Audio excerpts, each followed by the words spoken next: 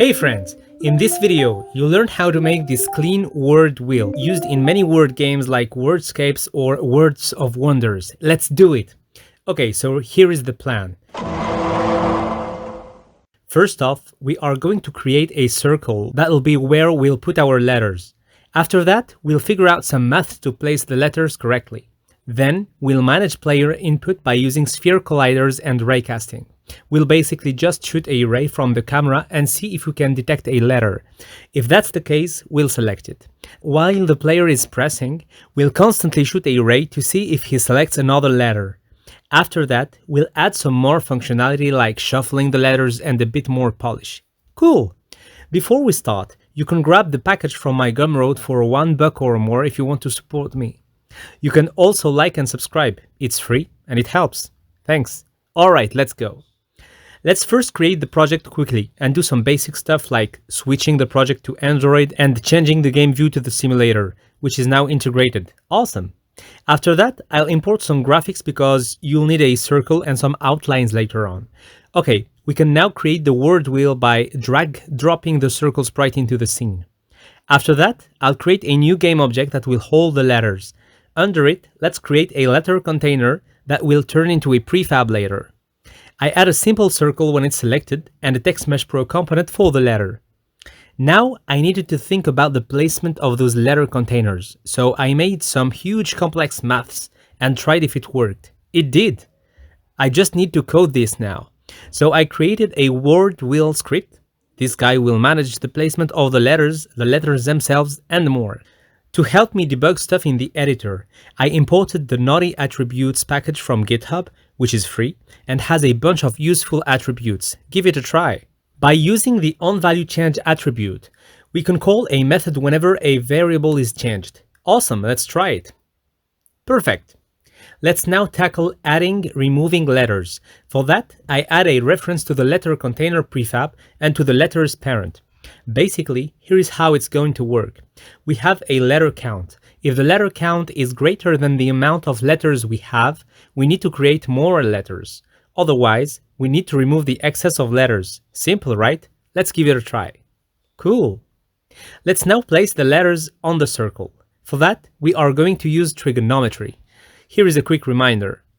A circle is 360 degrees, so to spread the letters equally around the circle, you need to divide 360 by the amount of letters you have.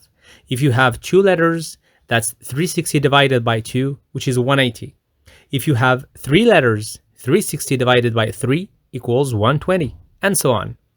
The first letter will be at angle 0 degrees, so its position on the x-axis will be cosine of 0 radians, not degrees. Don't forget to convert here, it gives us 1. The position on the y-axis will be the sine of 0 radians, which gives us 0. For the second one, the angle will be 120, which gives us around 2.09 radians. So its position on the x-axis will be cosine of 2.09, which is equals to minus 0.5. And its position on the y-axis will be the sine of that angle, which gives us around 0.87. Awesome! By using a loop, we can apply these operations to as many letters as we wish. Let's now test that by also multiplying by a radius to space them even more. Nice! After that, I just made the radius and the scaling of the letters a bit more dynamic, so the more letters we have, the smaller they get, and the radius also gets bigger. Have a look. Pretty sweet, huh? Now it was time to tackle the player input. So I added a sphere collider to the letter. I could have used a circle collider 2D, but I'm used to 3D, so that will do the trick. I then decided to take a small break and polish the game a bit. Not the final version, but still easier on the eye. Alright, let's now implement our letter container. We want a way to select it, deselect it, and get its letter to. So when deselected, the letter should be black and the circle hidden. When selected, I want to make the letter white and show the colored circle.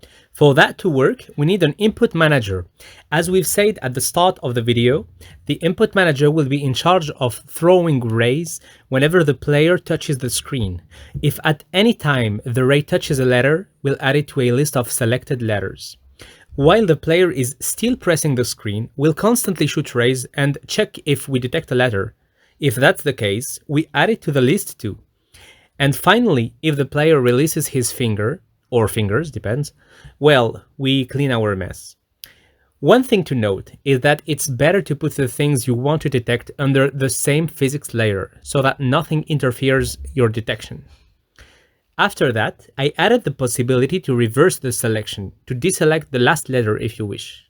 For that, we simply check if there are at least 2 letters selected. If that's the case, we then check if we are selecting the before last letter. If that's also the case, then we deselect the last letter. Pretty simple, huh?